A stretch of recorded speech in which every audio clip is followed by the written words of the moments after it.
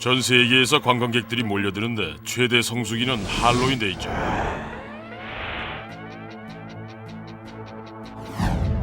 미국 워싱턴주 북서부에 위치한 만네사 성은 1892년에 지어졌다. 현재는 호텔로 사용되고 있는 만네사 성. 그런데 이 호텔 3층에선 2명이 스스로 목숨을 끊은 사건이 있었다. 1921년 306호에 투숙했던 여인이 창문으로 뛰어내려 자살했다. 그리고 한동안은 이 호텔이 수동원으로 사용되는데 그때 예수의 사제가 밧줄에 목을 매 자살하는 사건이 발생했다. 자살한 사람의 영혼은 세상을 떠나지 못한다고들 합니다. 그런 사람들의 유령은 스스로 목숨을 끊은 장소에 자주 나타난다는군요. 이런 호텔에서 여름 휴가를 보내는 것은 어떨까?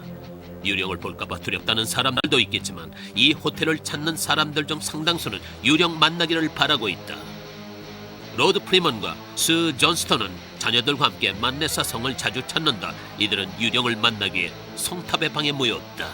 예수의 사자의 유령이 존재한다는 건 우리도 알고 있습니다. 위자보드, 즉 영혼과 교신할 수 있는 도구를 이용해서 그 사제로부터 메시지를 받았습니다.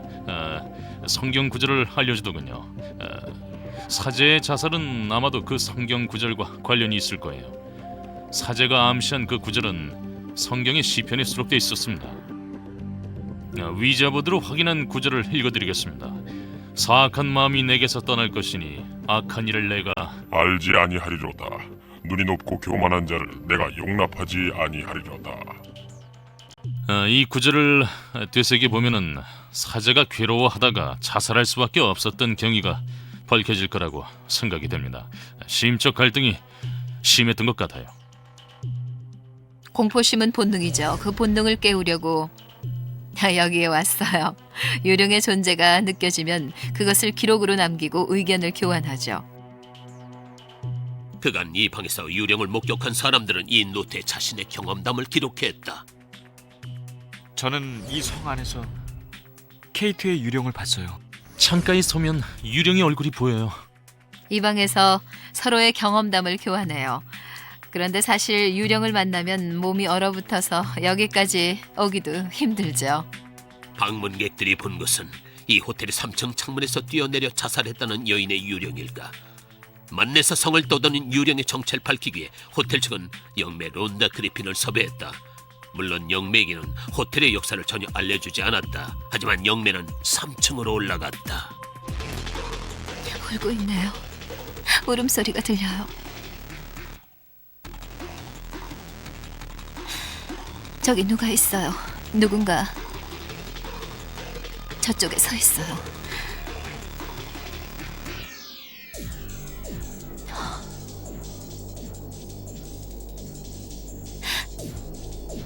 여기서 뛰어내렸나요?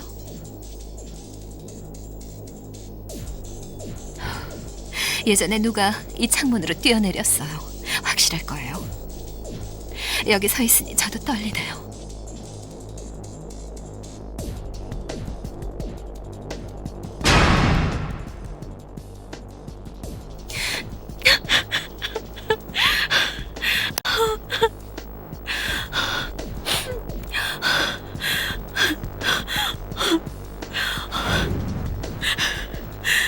자살한 케이트의 영혼을 본 충격에서 회복되기도 전에 론다는 또 다른 영혼을 감지하고 성탑에 위치한 방으로 향했다. 꼭대기의 에너지, 소용돌이가 여기까지 전해져요. 마치 태양을 우러르는 형상으로 둥그렇게 배치된 거대한 바위처럼 성탑 꼭대기에 집중된 에너지가 이 건물 내부, 즉 성 안에 여기저기에 분산돼 있어요. 소용돌이는 에너지 흐름이 교차하는 지점에서 형성되죠. 론다는 이 에너지의 소용돌이가 성탑의 꼭대기에서 절정을 이룬다고 했다. 론다는 호텔 중심부로 들어갔다. 여기 오니까 제가 시간의 장벽을 뛰어넘어서 과거로 돌아가 있는 듯한 느낌이 드네요. 현재와 과거를 잇는 계단이군요. 그런데 과거에는 이 안에서 가족들이 함께 살았던 적은 없었나 봐요. 외로움이 느껴져요. 론다의 눈앞에는 호텔이 예수의 수도원으로 사용됐던 시절의 형상이 보였다. 어떤 사제가 혼자 앉아 있어요. 주변은 엄숙한 기운이 감돌고 있군요. 이 안에 있어요. 바로 이 자리에 앉아 있어요. 성경을 읽고 있네요. 하나님, 제발, 제발. 안 돼요. 아무리 괴로워도 자살하면 안 돼요. 더군다나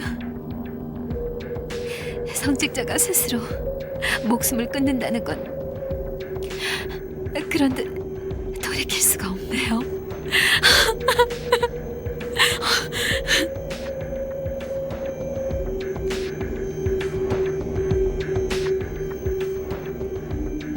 사제의 목이 보여요.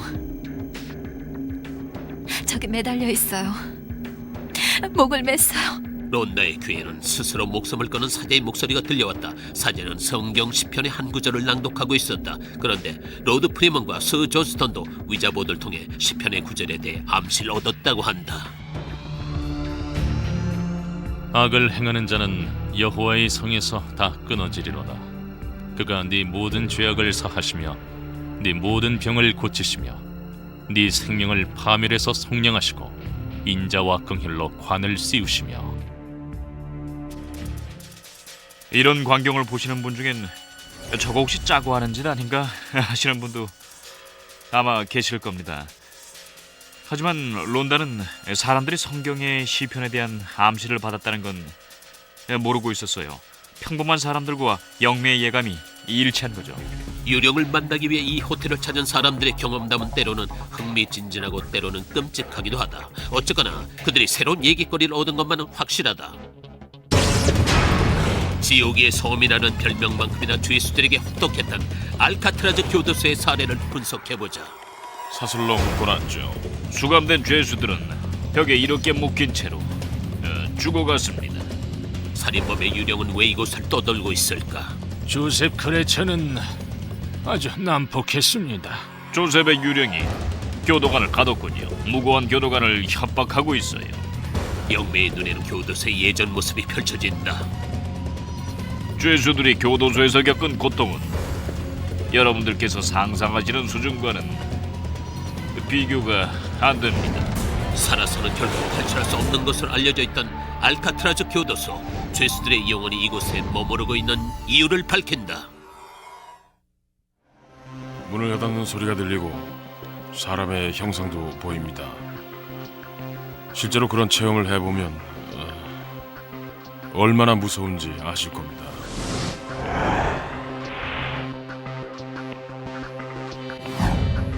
샌프란시스코의 해상에 자리 잡은 작은 섬 알카트라즈. 현재는 관광 명소로 탈바꿈한 이곳엔 한때 세상에서 가장 혹독한 수감 시설이 있었다. 죄수들은 벽에 사슬로 묶여 있었고 견디기 힘든 심한 체벌이 가해졌으며 과도한 노역도 부과됐다. 알카트라즈는 원래 군 형무소였는데 1909년부터 이곳에 수감된 인력을 동원해서 대규모 수감 시설로 개조했습니다. 1930년대 들어 알카트라즈는 강력범들을 수용하는 연방교도소가 됐다. 그 후로 32여 년간은 강력범들을 비롯해 일반 교도소에서 수감하기에는 너무나 난폭한 수감자들을 수용하는 시설의 역할을 충실히 했다. 1963년 교도소가 폐쇄됐지만 몇 년 후 이곳은 관광지로 변모했다. 그런데 관광객들 중에는 알카트라즈 교도소터에서 유령을 봤다는 사람들이 있다. 교도소 내부를 돌아다니다 보면 갑자기 온몸에 소름이 돋으면서 싸늘한 기운이 느껴질 때가 있죠. 저도 유령 따위가 존재한다고 믿고 싶지는 않지만 이런 곳에는 충분히 유령이 나올 가능성이 있다고 생각합니다. 현재 관리소 측의 공식적 입장은 유령이 존재하지 않는다는 것입니다. 사람들이 유령을 봤을지는 몰라도 그 존재를 확인할 방법이 없으니까요. 그래서 없다고 하는 겁니다. 유령이 있는지 여부를 확인하기 위해 영매 피터 제임스는 지옥의 섬 알카트라즈에서 하룻밤을 보내기로 했다. 유령이 나타나는 곳을 수도 없이 다녀본 피터 제임스. 하지만 그에게도 이번 일은 쉽지 않을 것이다. 정신적인 고통도 심했을 겁니다. 내보내줘. 한때는 군 형사였죠. 살고 싶어. 죄수들이 당했던 고통이 느껴집니다. 탈옥이 불가능했죠. 여긴 섬이니까요. 피터 제임스의 귓전에는 죄수들의 목소리가 맴돌았다. 저는 알카트라즈 교도소에 대해 아는 바가 거의 없었는데 이틀 동안 이곳에 머물면서 강력한 기운을 전달받았습니다. 예전에 제가 흔히 느끼던 기운과는 차원이 달라요.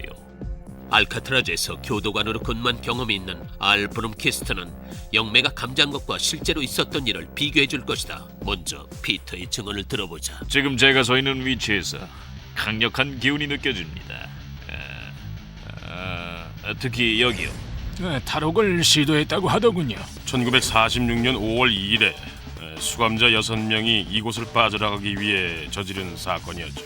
원래 갇혀있던 감방은 여기였는데 저쪽에 누가 들어갔군요. 죄수들은 교도관 9명을 인질로 잡아 감옥 안에 가뒀습니다. 저는 교도관입니다. 그런데 지금은 감옥에 갇힌 신세가 됐죠. 죄수들이 저를 감옥에 밀어넣었어요. 이렇게 말하는군요. 교도관의 유령이 이 안에 갇혀있는데 무장한 죄수들이 위협을 가했다는 말도 했습니다. 또 다른 목소리가 들리는데요. 조셉이라는 사람이 이 사건과 관련이 있는 것 같습니다. 조셉 크레처는 아주 난폭했습니다. 골치 아픈 녀석이었어요. 조셉의 유령이 교도관을 가뒀군요. 무고한 교도관을 협박하고 있어요. 조셉 크레처는 교도관을 감옥에 가뒀을 뿐만 아니라 총을 난사했습니다. 이름이 빌 혹은 윌리엄이라는 사람이 사망했어요. 교도관 윌리엄 밀러는 사망했고 나머지 교도관들은 중상을 입었습니다. C로 시작되는 이름인데 시실 코위는 아래턱이 으스러졌죠. 교도관 중에 살아남은 사람이 있다는 것만으로도 기적이었습니다. 죄수들은 잔인하게 총기를 휘둘렀고 그 중에서도 조셉 크레처가 제일 난폭한 녀석이었죠. 폭동을 진압하기 위해 군대가 도착했을 때 크레처를 비롯한 수감자들은 C블록에 있는 복도로 몸을 피했다. 피터 제임스는 그 당시 죄수들이 이동했던 경로를 따라갔다. 조셉? 들어가도 됩니까? 마트? 마치? 마티? 마디? 뭐죠? 이름을 확실하게 알려주시겠어요? 정확한 발음이 뭐죠? 마빈? 이름이 마빈인가요? 마빈 허버드는 C블럭의 복도에서 사망했습니다. 여기는 또 다른 사건이 벌어진 장소인 듯한데요. 누군가 여기서 의식을 잃었습니다. 조셉이 사망한 장소인 것 같군요. 죄수 조셉 크레처는 C블럭의 복도에서 총살됐습니다. 여기는 또 왜 이렇게 싸늘하죠? 냉기가 감돌고 있어요. 거기 누구시죠? 유령이군요.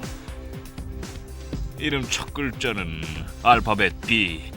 버나드 폴 코이도 C블럭의 복도에서 사망했죠. 신음소리가 들리고 고통을 이기지 못해 울부짖고 있습니다. 아이가 엄마한테 매달리며 우는 것처럼 유령들이 이곳에서 자신을 내보내달라고 애원하고 있어요. 피터 제임스에게는 과거 이 교도소에 수감됐던 죄수들의 처참한 모습이 보였다. 그는 죄수들의 원혼이 교도소의 차가운 벽에 서려 있다고 했다. 그리고 그 원혼은 영원히 교도소의 벽을 넘지 못할 것이라고 했다. 여기서 사망한 죄수들 100여 명의 유령이 교도소 복도를 배회하고 있어요. 출구를 찾고 있습니다. 정확하게 말하면 죽어도 탈옥하지 못하는 상태죠. 안타까운 일입니다. 유령이 존재한다고 확신하는 것은 아닙니다만 세상에는 여전히 불가사의한 사건들이 많다는 것만은 인정하겠습니다.